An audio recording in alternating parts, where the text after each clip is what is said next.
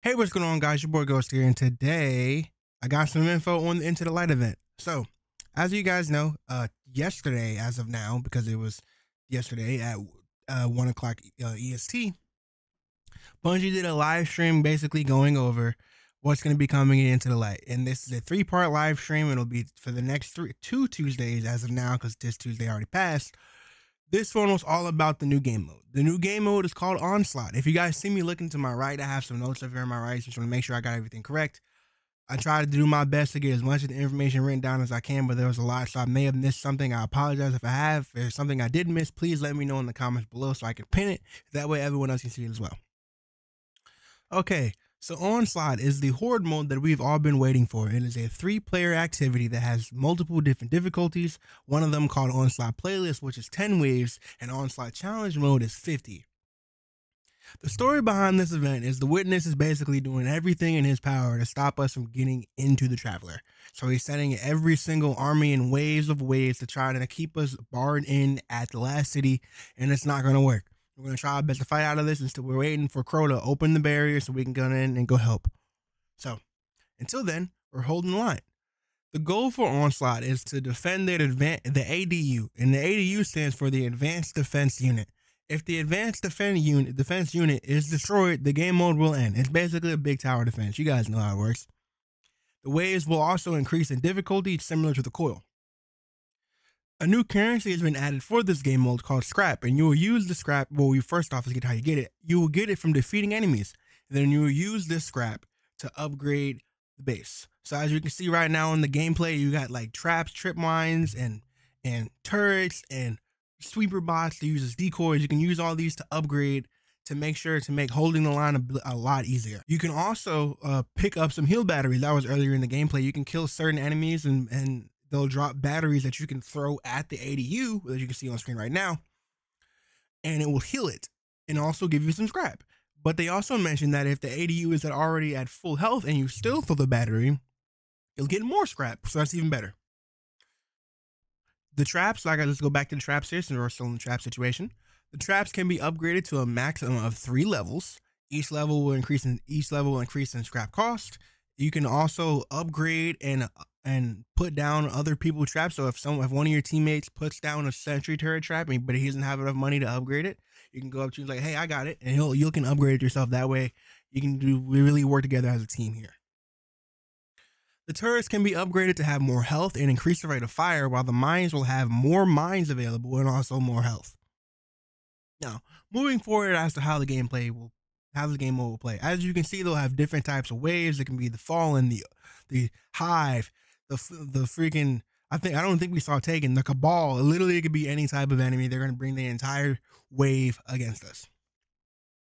One of the waves in here currently, I think they had an all ogre, all cursed thrall wave, which is really fun to watch, especially since they said, "Oh yeah, you can use the cursed thrall to blow up the ogres." But since everyone knows the cursed thrall are pretty fast, they will book it to the ADU because they're not really focused on you. They're focused on the ADU. They'll shoot it, they'll knife at it, do anything they can to destroy it. If you're not really stopping it from getting there, they will destroy that thing. Every 6 rounds, there will be a portal that will take you aboard the pyramid ship. You'll have to run a spark from one side of the ship to the other and bank it in the rift. On that other side of the ship, there will be an enemy that is immune to any damage until you bank the rift, and then he'll die. And then you can go back. I couldn't really. Have you ever had a dream that you do? Remind myself which one it is. I'm sure it had something to do with 6, but I can't remember if he said every 6 rounds or every round that ends with 6. So every 10th wave will be a boss wave, and you'll also have to go fight the Black Fleet again, but this time it'll be a boss. Bosses have a new way of fighting them called augments, and there will also be augments in the regular game. In the regular Horde mode, you might get an augment fight where it's just a bunch of big captains. That was also here earlier in the gameplay. Excuse me.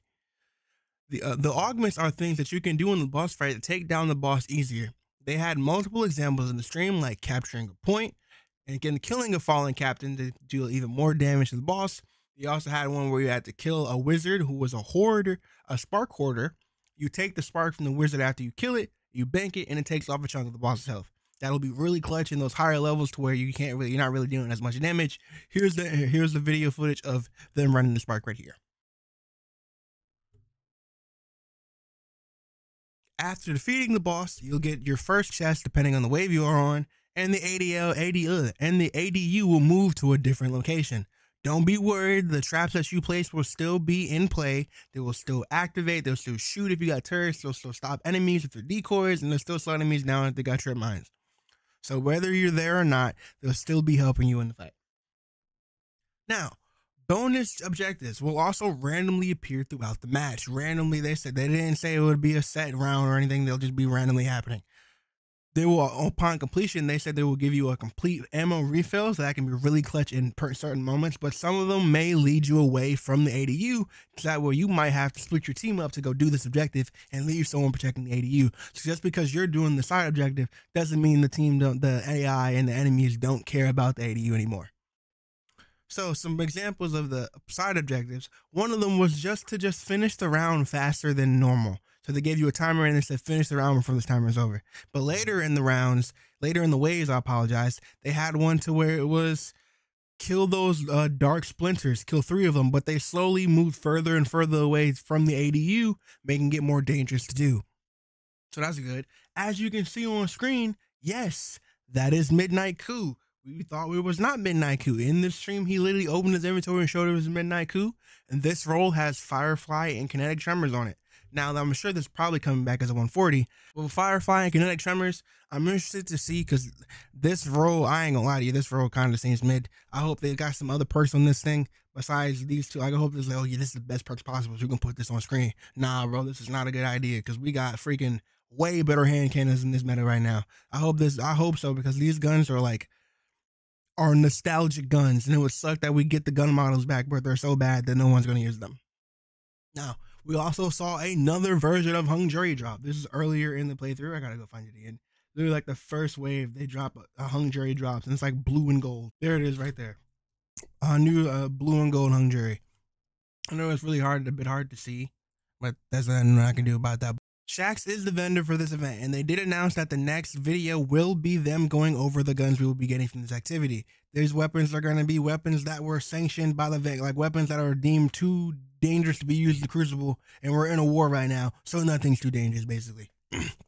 Now, the metagamer in me, the copium in me, makes me think that this is like a metagame way of them telling us that we're bringing back Recluse and Mountaintop, because those guns were so OP that Shaxx had to put them in the vault. That would be funny. The reason I'm saying Recluse and Mountaintop and Hammerhead and stuff like that is because if you look in there's this website that allows you to like see, I don't know why this is working. I'm gonna refresh this.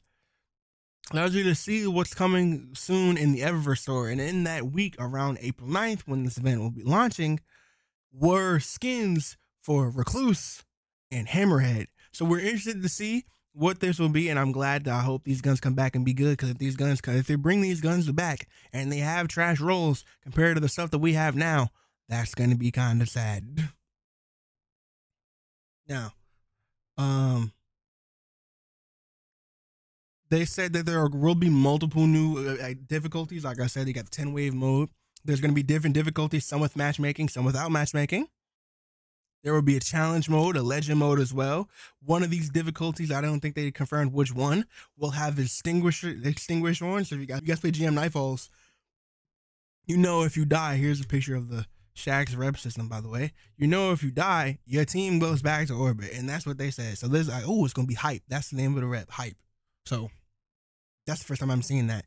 They said beating the final wave will give you double loot. You'll be getting a chest every time you beat the boss. So every 10 waves, you'll be getting a boss. And it did say that if you die in the middle of a wave before you beat the boss, you're getting nothing. So this is going to be a real difficult situation. I'm interested to see what people are going to be using. I do kind of wish that the traps weren't like already set up. I wish we could like build it, put it in places ourselves. Cause I'm sure it would be great to have turrets on the high ground and stuff, so where it wouldn't be easy to destroy. But I'm assuming they did that for a reason. I gotta go find it. They had a new currency as well. I think it's called the Trophy of Bravery, is what the currency was called. There it is right there. I know it's hard to see, but you can see it looks like a coin. Are we getting the return of 2 tokens in a blue? We'll see. But I'm assuming I want to know what this will be used for. I'm interested to see what it is. I'm sorry, I know it's kind of hard to see. I'm trying my best to be visual as possible. It looked way better on the stream than it is now.